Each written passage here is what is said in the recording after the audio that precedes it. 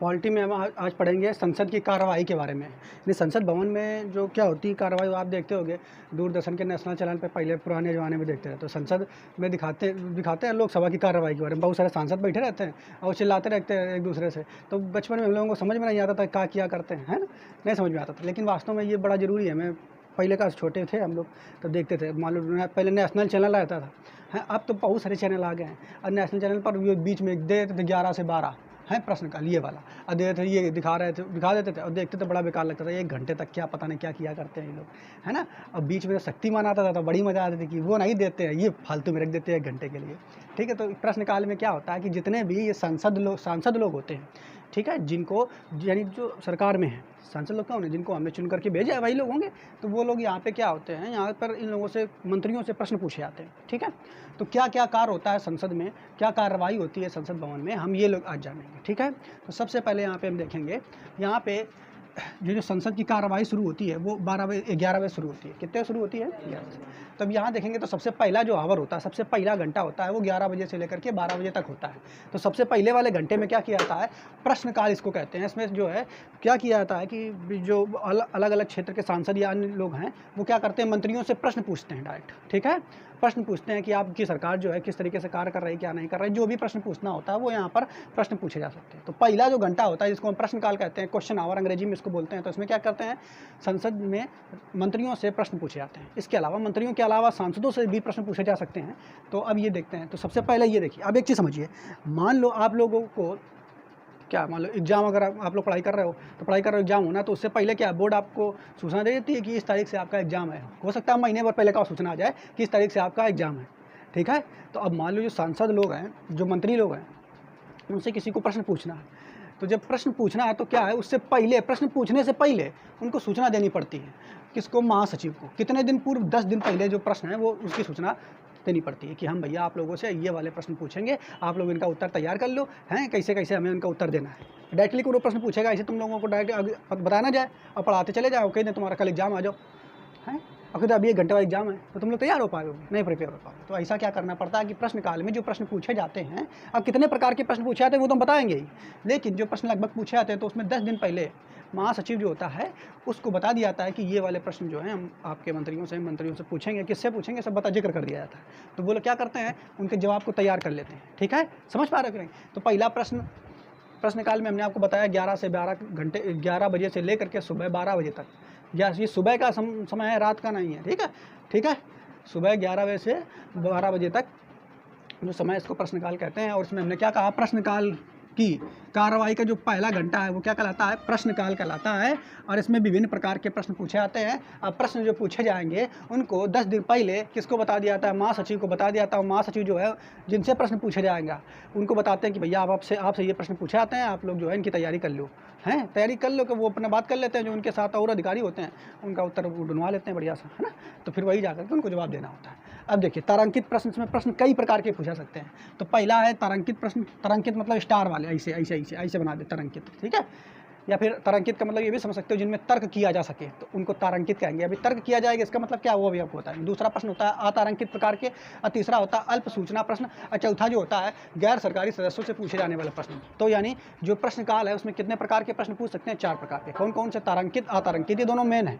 तारांकित, अतारांकित। तीसरा प्रकार का प्रश्न कौन पूछा सकता है, अल्प सूचना या सूचना प्रश्न, ठीक है। और चौथा प्रकार का गैर सरकारी सदस्य से पूछा गया प्रश्न, ठीक है। तो 3-4 प्रकार के प्रश्न जो है पूछे जा सकते हैं। तो पहला वाला जो है ये बहुत इंपॉर्टेंट है, इसको समझिए। पहला कौन सा? तारांकित प्रश्न। ये प्रश्न कैसे होते हैं, मौखिक का मतलब समझ रहे हो कि डायरेक्ट तुम बैठो तुमसे प्रश्न पूछ दे, कहाँ गए रहो, हैं, मतलब घूमने, कहाँ हो गए घूमने, हैं, ठीक। तो ये प्रश्न हो गया मौखिक, ठीक। लेकिन कुछ प्रश्न ऐसे होते हैं जिनको मौखिक नहीं पूछते हैं, उनको हम लिखित रूप से पूछते हैं, ठीक। तो जो मौखिक प्रश्न पूछे जाएंगे वो तारांकित होंगे। लेकिन इसकी और कुछ विशेषता भी होती है। वो क्या होती है, देखिए, तारांकित प्रश्न ऐसे होते हैं जिनको हम मौखिक रूप से पूछते हैं, ठीक है। डायरेक्ट मंत्री से पूछ लिया जाता है मौखिक बोल करके। अब फिर क्या है, उस प्रश्न से जो पूछा गया है उसमें क्या कर सकते हैं तारांकित प्रश्नों में, कि उन प्रश्नों में तर्क करके दूसरा प्रश्न भी हम कर सकते हैं उससे। समझ पा रहे थे? नहीं, जैसे नहीं समझ में आया, ऐसे हमने कहा, मान लो आप यहाँ पे हो, हमने कहा आप खड़े, किसी विद्यार्थी से हमने कहा खड़े बेटा कहाँ रहते हो तुम, तो पहला प्रश्न हो गया, मौखिक हो गया ये प्रश्न, ओरल हो गया। हमने कहा बेटा खड़े हो कहाँ रहते हो तुम, तो बताएगा सिराजपुर में। हमने कहा सिराजपुर में कहाँ, फिर अभी दोबारा प्रश्न किया, तर्क किया हमने फिर उससे प्रश्न किया, या फिर ये कह सकते हैं हमने दोबारा प्रश्न किया, ऐसे समझ लो दोबारा प्रश्न, उसी प्रश्न का पूरक प्रश्न, पूरक मतलब एक प्रश्न को पूरा करने के लिए दूसरा प्रश्न पूछा जाए।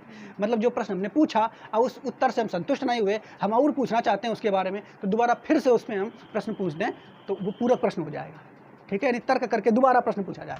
तो तारांकित प्रश्नों में ऐसे प्रश्न आते हैं जो कि मौखिक पूछे जाते हैं, परंतु मौखिक प्रश्नों के साथ साथ ऐसे प्रश्न आते हैं जिनका हम पूरक प्रश्न भी पूछ सकते हैं। पूरक प्रश्न का मतलब एक प्रश्न पूछा और उससे हम संतुष्ट नहीं हुए तुम्हारे उत्तर से, अब फिर दोबारा हम पूछा, ठीक है, अब फिर दोबारा फिर पूछा, फिर दूसरे वाले उत्तर से भी नहीं पूछे। मान लो ऐसे पूछा तुम कहाँ रहते हो, तुम कहे सिराजपुर में, हाँ तो सिराजपुर में कहाँ, तो तुम कहते बनाने लगे वार्ड नंबर 3 में, वार्ड नंबर 3 कौन वाली गली, तो तुम गली बताने लगे, अच्छा वो गली नंबर जो है वो वाली गली में रहते हैं, अच्छा वहाँ रहते हो, ठीक, तब तो 3-4 प्रश्न हमने पूछ दिए।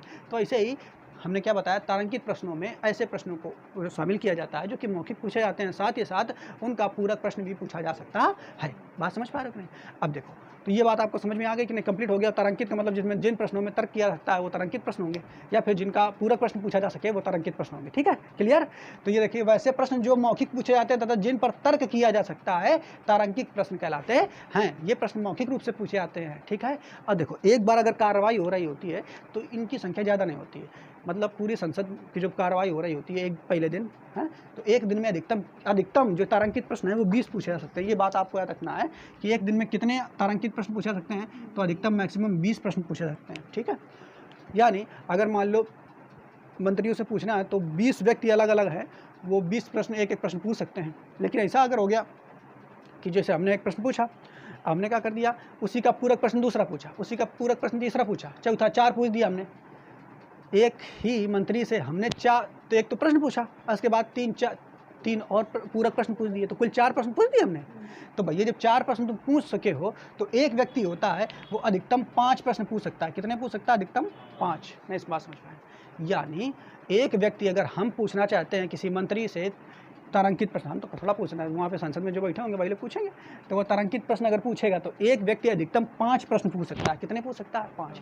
तो अगर एक व्यक्ति 5 पूछेगा हैं, तो कितने व्यक्ति अधिकतम, मान लो एक व्यक्ति 5 पूछ रहा है, तो कितने व्यक्ति अधिकतम पूछ सकते हैं? तो 5 चौके 20, 4 व्यक्ति पूछ सकते हैं। लेकिन एक प्रश्न पूछा गया तो 20 व्यक्ति पूछ सकते हैं, है ना? समझ पा रहे हो कि नहीं? तो ये बात आपको समझ में आ गई होगी कि तारांकित प्रश्न क्या होते हैं। ऐसे प्रश्न जिनको मौखिक रूप से पूछा जाता है और साथ ही साथ उनका पूरक प्रश्न भी पूछ सकते हैं। क्या पूछ सकते हैं? पूरक का मतलब पूरा करने वाला प्रश्न। ठीक है, दोबारा प्रश्न, या फिर ऐसा समझ लो दोबारा प्रश्न भी उसी पे पूछा जा सकता है। ठीक, अगर उत्तर से आप संतुष्ट नहीं हो। एक दिन में ये अधिकतम कितने प्रश्न पूछ सकता है? 20। क्यों? क्योंकि इनको बताने में भाई बार बार मंत्रियों को बताने में दिक्कत होगी मौखिक रूप से, तो इसलिए अधिकतम की लिमिट 20 रखी गई है। 20 से ज़्यादा प्रश्न नहीं पूछे जा सकते हैं। अब दूसरा टाइप चलेंगे, अतारांकित प्रश्न। अतारांकित प्रश्नों को हम लिखित प्रश्न कहते हैं। ठीक है, तो लिखित प्रश्न कैसे होते हैं? अब मान लो कुछ प्रश्न ऐसे होते हैं जिनका उत्तर हमको मतलब मौखिक रूप से देना संभव नहीं होता है। अब मान लो हमने किसी व्यक्ति ने पूछ दिया कि मोदी सरकार से है, वित्त मंत्री निर्मला सीतारमण से पूछ दिया कि बताओ ऐसा क्या हो गया कि जो है भारत की जीडीपी 3 माइनस में चली गई थी, क्या हो गया था ऐसा, किन किन कारणों से हो गया था? तो अब जो है वित्त मंत्री जो है एक लाइन में उत्तर नहीं देंगे, तो क्या करेंगी, वो अपने आयोग से कहेंगी। ठीक है, वित्त मंत्रालय के जो अधिकारी उनसे कहेंगे भैया इनका उत्तर जो है ये लिखित रूप में लिख दो, और लिखने के बाद इनको दे देना है। तो उनके जो आयोग के मंत्री लोग मतलब अधिकारी लोग होंगे वो बस उसका उत्तर लिख देंगे कि इन कारण से कौन कौन कारण था, कोरोना का कारण था, दुनिया भर का तमाम आंकड़े गिना करके वो लिखित रूप से वो उत्तर दे दिया जाता है। तो ऐसे उत्तर जिनको लिखित रूप में दिया जाए वो कैसे होते हैं? अतारांकित प्रश्न। अब देखिए, अतारांकित जो प्रश्न होते हैं इसमें क्या कर सकते हैं, तर्क करके दोबारा प्रश्न नहीं पूछ सकते हैं। तो ये क्यों? क्योंकि देखो, अगर हमने तुरंत आपसे एक प्रश्न पूछा और उसका तुमने उत्तर तुरंत हमने दे दिया, तो हमने जब उसको तुमने उत्तर तुरंत दे दिया, हम तुम्हारे उत्तर से संतुष्ट नहीं हुए तो तुरंत पूछ देंगे। लेकिन भैया ये जो प्रश्न होता है अतारांकित प्रश्न, इसमें लिखित खर्रा पकड़ा दिया था, लो जाके पढ़ो जाके घर में। अब जब वो जाके पढ़ेंगे समझेंगे तो समझने में टाइम लगेगा कि नहीं, उत्तर देखेंगे समझेंगे तब उनको डाउट होगा। मेरी बात समझ पा रहे हो नहीं? तो अब मान लो ऐसे समझ लो, ऑनलाइन ऑफलाइन में, या फिर ऐसे समझ लो ऑनलाइन अभी हम तुमको पढ़ा रहे हैं, ऑफलाइन हो तुम्हारे साथ में सब लोग बैठे हो, अब कोई डाउट होगा तो तुरंत पूछ दोगे भाई जी मतलब बताओ है। लेकिन वही किताब दे दूँ तो मैं लो जो जाके टॉपिक पढ़िए, तब घर में तुम पढ़ियो समझियो, नहीं समझ में आओ तब फिर आके अगले दिन पूछियो कि भाई जी मतलब बताओ। तो वही काम यो है, यो वाला का है फेस टू फेस मौजूद है, वहाँ पूछ सकते हो। अरे मैं कहा है मैं 2 दिन का पढ़िए खातिर किताब ले जाओ, पढ़ो जा करके, और जो डाउट हो तो मैं फिर जाके अगले दिन पूछो आके। समझ पा रहे हो कि नहीं? तो अतारांकित जो प्रश्न होते हैं, इन प्रश्नों के उत्तर लिखित रूप में दिए जाते हैं, लेकिन इसका पूरक प्रश्न जो है उसी दिन नहीं पूछा जाता है। लेकिन इसका ये समझ लो, पूरक प्रश्न नहीं पूछा सकता, ये कहो, ये समझ, ठीक है। अगले दिन पूछा जाएगा तो नए प्रकार का प्रश्न हो जाएगा, समझ पा रहे हो कि नहीं, फिर उसका लिखित में उत्तर देंगे वो। क्लियर? तो ये बात आपको समझ में आ गई। अब देखो, अब बहुत सारे क्षेत्र हैं। अब मान लो कोनो मंत्री है, ठीक, अब उनसे बता दिया गया कि पेट्रोलियम के दाम बहुत बढ़ रहे हैं, बताओ ऐसा क्या कारण है। तो मंत्री जी है, उनको लग रहा है कि इसके बहुत सारे कारण हैं, तमाम आंकड़े वो जोड़ घटा करके बताएंगे। अरब के देश हैं, वहाँ तेल सही से आ नहीं रहा, फिर रिफाइनरी करते हैं, दुनिया भर के आंकड़े वो जुटाएंगे। तो क्या करेंगे, वो सारे आंकड़ों को क्या कर देंगे, अधिकारी से कह देंगे कि भैया इनको लिख के दे दो, जाके समझा जाएंगे अपना। तो लिख के दे देंगे, बस जा करके अपना देखें, घर में पढ़े जा करके, हैं, संतुष्ट हो तो ठीक है, नहीं है तो फिर अगले दिन फिर आओ, फिर अपना पूछो जा करके तारांकित प्रश्न, तो फिर वो लिखित उत्तर टकरा देंगे तुमको, ठीक है, ठीक। लेकिन एक बात हमने आपको बताई, ये प्रश्न पूछने से 10 दिन पहले सूचना देनी होती है, किसको, महासचिव को, ठीक है। ये वाला भी प्रश्न चाहिए, ये वाला प्रश्न। लेकिन इस प्रश्नों की अधिकतम संख्या, तारांकित जो प्रश्न होते हैं इनकी अधिकतम संख्या कितनी होती है, 20। लेकिन अतारांकित जो प्रश्न होते हैं यानी लिखित वाले, इनकी संख्या अधिकतम होती है 270। कितनी होती है, अधिकतम 270 प्रश्न पूछ सकते हैं, ठीक है। कितने, अधिकतम 70 एक दिन में, 270। तो 270 प्रश्नों का उत्तर दिया जा सकता है, और ये उत्तर जो होता है लिखित रूप में होता है, आपको ये आदत है, ठीक है। यह होता है लिखित रूप में, खर्रा पकड़ा दिया जाएगा, जाके पढ़ो समझो जा करके, नहीं मतलब हमें, ठीक है, क्लियर। इसके बाद देखो अगला प्रकार का प्रश्न कौन सा है, ये समझते हैं। अल्प सूचन प्रश्न कौन सा है, ये अगला प्रकार का अल्प सूचन प्रश्न। तो अब देखिए इसमें क्या होता है, इसमें क्या होता है, अचानक कोनो घटना हो जाए, ठीक है, किसी क्षेत्र विशेष में अचानक कोनो घटना हो जाए। अब जैसे मान लो कोनो जो है किसी नदी पर, बहुत बड़ी गंगा नदी पे कोई बड़ा सा पुल बना दिया गया है ना। अब पुल बनाए अभी 1 साल भी नहीं हुआ है, 10-15 दिन, मान लो इसे महीना भर हुआ। अब महीना भर में पुल टूट गया है। अब पुल टूट गया, अचानक वो टूट गया, या फिर और कोनो बड़ी विपदा आ जाए, ठीक है, अचानक ही आ जाए, तो फिर वो प्रश्न, इन प्रश्नों को छोड़ करके अचानक प्रश्न पूछा जाएगा। और इस प्रश्न को जब पूछा जाएगा, जो कि देश हित के लिए बहुत जरूरी है, तो उसको कहते हैं अल्प सूचन प्रश्न। इसमें क्या है, इसमें ये सूचना जरूरी नहीं है कि 10 दिन पहले तुम महासचिव को बताओ कि ये वाला प्रश्न पूछेंगे, जरूरी नहीं है। घटना हो ही गया अभी 2 दिन 3 दिन पहले, तो जब वो घटना हो ही नहीं थी, तुम 10 दिन पहले कैसे बता दोगे, ठीक है। तो इसमें ये जरूरी नहीं है कि 10 दिन पूर्व तुम महासचिव को सूचना दोगे, वो जरूरी है। लेकिन हाँ, फिर भी अगर प्रश्न पूछते हो तो 10 दिन के अंदर या 4-5 दिन पहले उनको सूचना देनी पड़ेगी, तब भी वो तो प्रिपेयर हो पाएंगे उसके लिए, ठीक है। समझ पा रहे हो कि नहीं, यहाँ पे आपको बात समझ में आई कि नहीं। तो अल्प सूचन वैसे प्रश्न होते हैं कि अगर राष्ट्र के संदर्भ में कोनो विपदा अचानक आ जाए कि क्षेत्र में कैसे हो गया, तो उसका प्रश्न का उत्तर अगर आप जानना चाहते हो तो उस प्रकार के प्रश्न अल्प सूचन प्रश्न कहलाते हैं, ठीक है।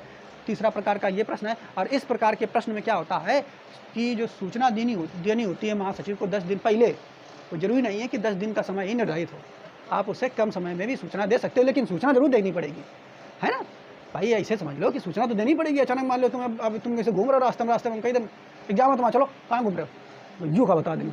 अब भैया सूचना देनी पड़ेगी 1 दिन पहले, हम चाहें दिन, अगर नहीं जल्दी ज़्यादा समय पहले देना नहीं दे पा रहे हैं, हम 10 दिन पहले नहीं दे पा रहे हैं, तो हम सूचना हमें 1 दिन पहले देनी पड़ेगी, तभी तो तुम अगले दिन आओगे तैयार होकर। तो सूचना इसमें भी देनी पड़ती है, लेकिन ये जरूरी नहीं है कि इसमें 10 दिन पूर्व हम सूचना, मतलब पहले सूचना हमें देना हो। इसमें 10 दिन से कम समय हो सकता है। बात समझ पाए कि नहीं, क्लियर। और ये वाले जो अल्प सूचन प्रश्न होते हैं, ये भी कैसे होते हैं, मौखिक प्रश्न होते हैं। कैसे होते हैं, मौखिक प्रश्न। बात समझ पाए कि नहीं। इसमें हमने ये बात भी लिखा दिया, इस प्रकार के प्रश्न की पूर्व सूचना के लिए 10 दिन से कम समय निर्धारित है। अब 10 दिन से कम समय का जो है निर्धारण कर सकते हो, लेकिन सूचना इसमें भी देनी पड़ेगी। तो 3 प्रकार के प्रश्न हमने आपको बता दिए। चौथा प्रकार का प्रश्न जो है, गैर सरकारी सदस्यों से पूछा गया प्रश्न। अब इसका मतलब क्या है, गैर सरकारी सदस्य क्या होते हैं, तो हमने आपको बताया है। हाँ, तो गैर सरकारी सदस्य क्या होते हैं, तो देखो गैर सरकारी सदस्य हमने क्या होते हैं, हमने आपको बताया था। ये हमारा संसद भवन है, ठीक। संसद भवन में 2 सभा होती हैं, लोकसभा और राज्यसभा। आपको हमने ये भी बताया था, लोकसभा में कितने सदस्य होते हैं, 545। वैसे टोटल होते हैं 552, लेकिन 545 हमें याद रखना क्योंकि इन्हीं सरकार बनती है। इधर कितने होते हैं, 245 होते हैं। और इसमें देखो, अभी बताओ 545 जो सदस्य हैं, क्या सबके सब मंत्री होते हैं, क्या सबके सब मंत्री थोड़ा होते हैं। हमने आपको बताया था, जो मंत्री कैबिनेट मंत्रिमंडल बनाया जाता है, वो संसद के कुल सदस्यों का लगभग कितना % होता है, कितने % मंत्रियों को बनाया जाता है मंत्री, हैं।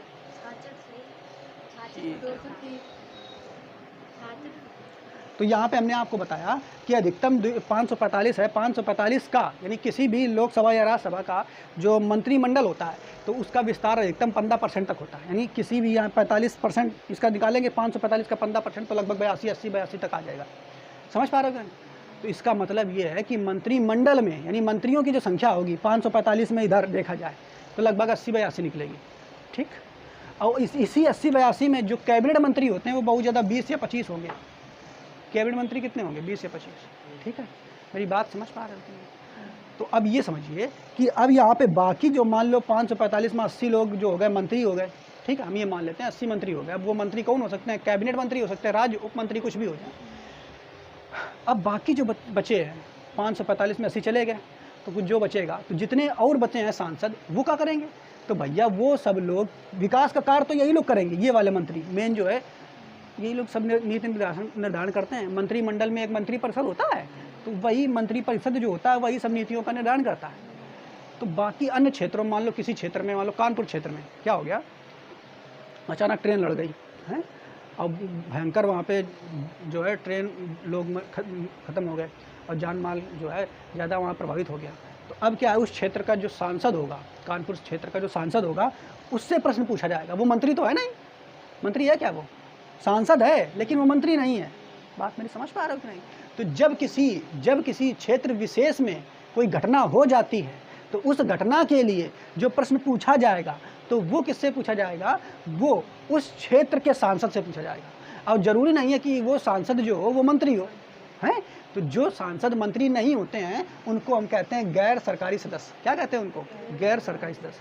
तो ऐसे सांसदों से प्रश्न जो पूछा जाता है जो कि मंत्री नहीं होते हैं उनको हम गैर सरकारी सदस्य कहते हैं।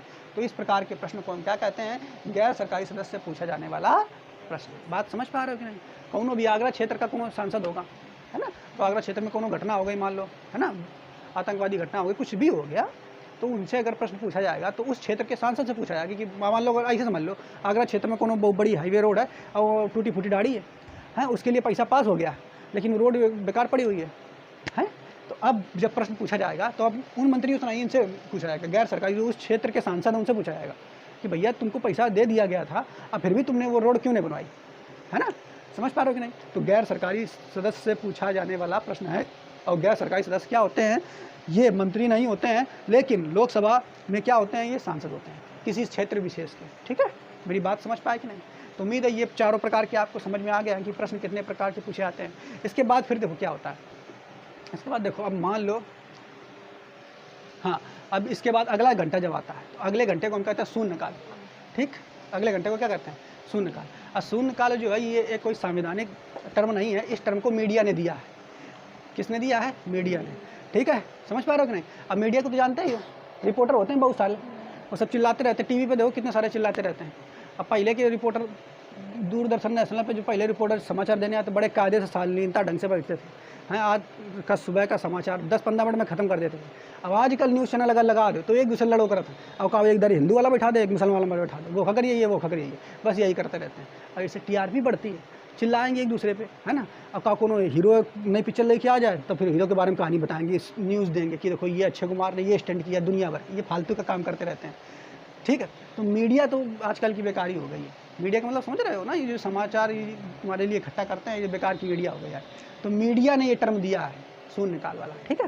लेकिन इससे पहले भी हमने आपको बताया था कि एक टर्म और है जो मीडिया ने दिया है, किचन कैबिनेट, बताया था कि नहीं? वो भी संविधान में भी नहीं, किचन कैबिनेट जो है वो भी मीडिया द्वारा दिया गया एक टर्म, तो ऐसे ये भी दिया गया। तो इस काल में क्या होता है, जब मान लो यहाँ प्रश्न पूछ लिए आते हैं, अब मान लो प्रश्न पूछे गए, अब पूछने के बाद हमने आपको बताया कि 20 प्रश्न ये वाले तारांकित पूछा सकते हैं और 270 ये पूछा सकते हैं, तो 270 लिखित दे दिए गए, पढ़ो जाके वो थोड़ा वहाँ पढ़ेंगे, है ना। ये 20 जो पूछे गए हैं इसमें क्या है, इसके बाद 1 घंटा खत्म, 1 घंटा में 20 प्रश्न पूछेंगे उसके खत्म। उसके बाद क्या, अभी पक्षी पार्टी जो है वो संतुष्ट नहीं हुई, तो अब क्या, ये अगला घंटा जब आएगा शून्यकाल, तो इसमें क्या करेंगे, खूब एकदम चिल्लाएंगे एक दूसरे पे खूब। इसमें मतलब ऐसा हो जाता है व्यवहार इस घंटे में कि आप देखोगे तो लगेगा ही नहीं कि यहाँ पढ़े लिखे लोग कुछ हैं, है ना।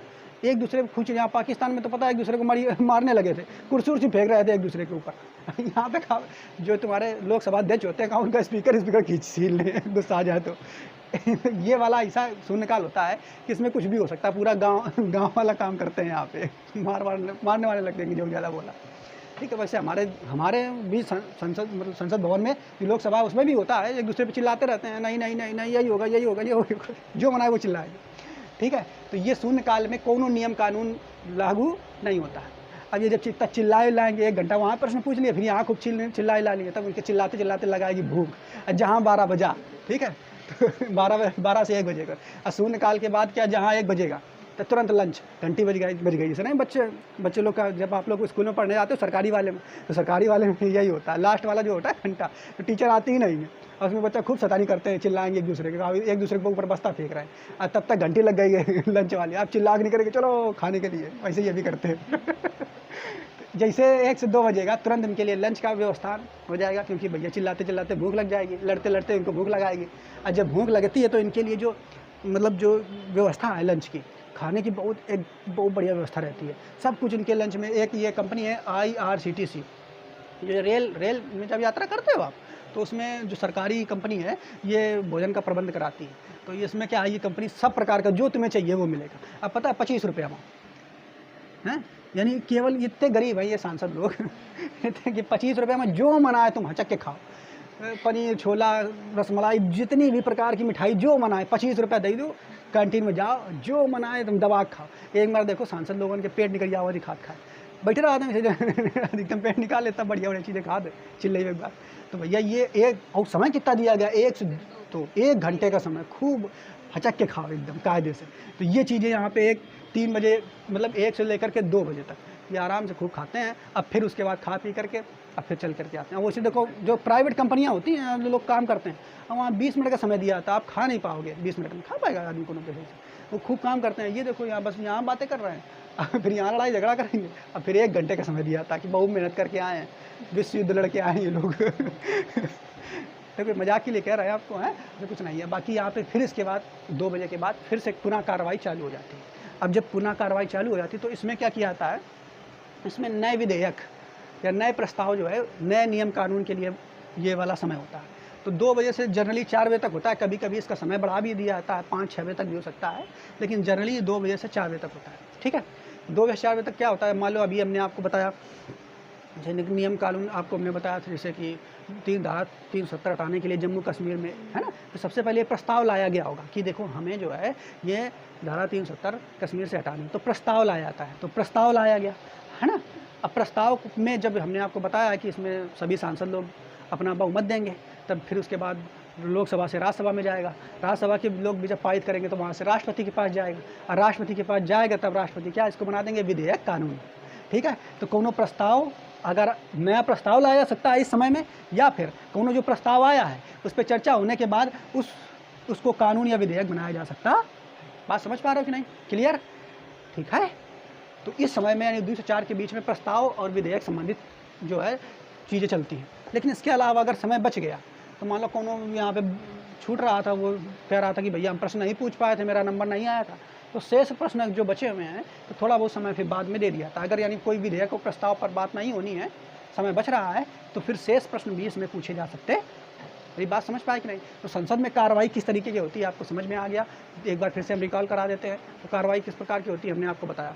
जो संसद की कार्रवाई शुरू होती है 11 बजे से 12 बजे तक, जो पहला घंटा होता है उसको हम क्वेश्चन आवर या प्रश्नकाल कहते हैं। इसमें क्या किया जाता है, 4 प्रकार के प्रश्न पूछे जाते हैं, और प्रश्न पूछने से पहले हमें सूचना किसको देनी होती है, महासचिव को देनी आती है। कितने दिन पूर्व देनी पड़ती है, 10 दिन पूर्व देनी पड़ती है। 4 प्रकार के प्रश्न कौन कौन होते हैं। पहला प्रश्न जो होता है जिसको तारांकित प्रश्न कहते हैं, दूसरे प्रकार का प्रश्न जो होता है अतारांकित, तीसरे प्रकार का प्रश्न होता है अल्प सूचना प्रश्न, चौथा प्रकार का प्रश्न जो होता है वो कौन सा होता है, गैर सरकारी सदस्यों से पूछा गया प्रश्न।